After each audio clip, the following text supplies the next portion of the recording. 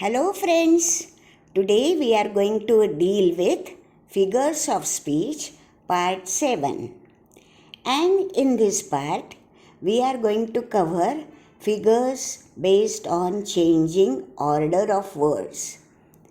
In other words, we are going to see how ulta pulta can help in increasing the beauty of the language. Today's three figures of speech are chiasmus, anastrophe, and inversion. Now let's cover first chiasmus. Now the classical example of chiasmus is fair is foul, foul is fair. The criteria used here is the sentence should have two parts in which order of words in the first phrase or clause is reversed in second phrase or clause. So see friends, fair is foul.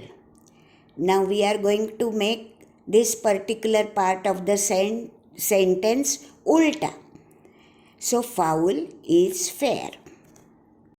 Now let us see some more examples of chiasmus so that we can understand it better. India is incredible. Incredible is India. First part को उल्टा किया दूसरे part में. All for one and one for all. Ask not what your country can do for you. Ask what you can do for your country. Now friends, let us come on Anastrophe. Instead of saying, I like potatoes, when you start saying, potatoes I like, then it is a classical example of anastrophe. In anastrophe, the normal word order is changed by 4 rules. Rule number 1. The normal word order is subject followed by verb followed by object. But when you take object right in the beginning followed by subject and the verb at the end, then it becomes anastrophe. Let us take examples one by one to verify these 4 rules. I like mangoes is a normal word order where I is the subject, like is the verb, and mangoes is an object. Applying first rule, we have to bring object in the beginning.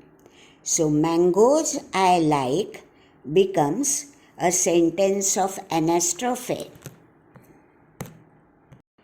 Now let us see the second example to verify the second rule. The second example says, the dew glistens upon the grass is the normal word order. But when I have to change it to anastrophe sentence, then I have to bring glistens verb in the beginning, followed by the subject and followed by object. So the sentence now becomes, glistens the dew upon the grass. Now let us verify the third rule by taking the third extra example. He looked at his worn and blistered feet.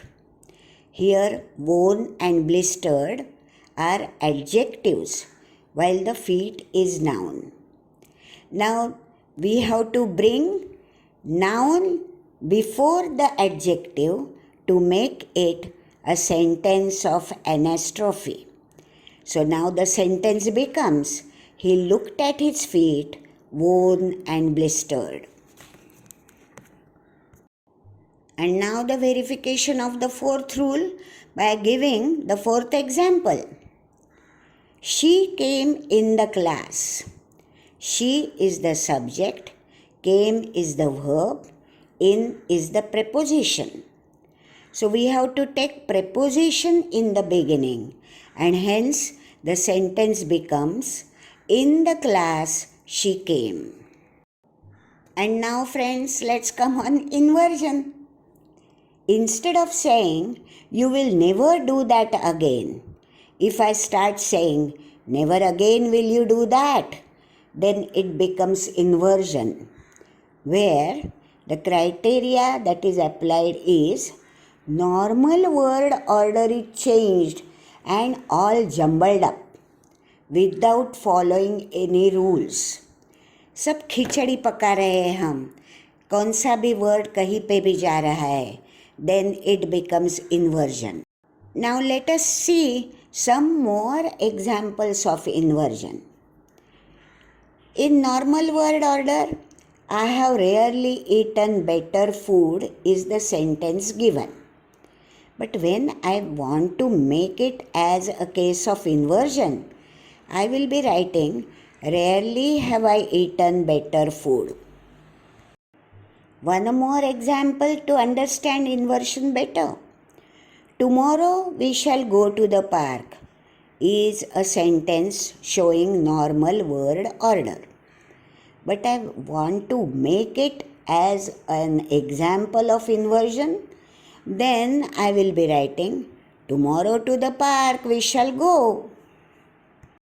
Now the last example that is given in inversion is, he hardly comes to class on time. While making it a case of inversion, we are going to write, hardly ever does he come to class on time. But friends, according to some scholars, Anastrophe and inversion are not two different figures of speech, but they are synonyms because both of them are dealing with change in normal word order.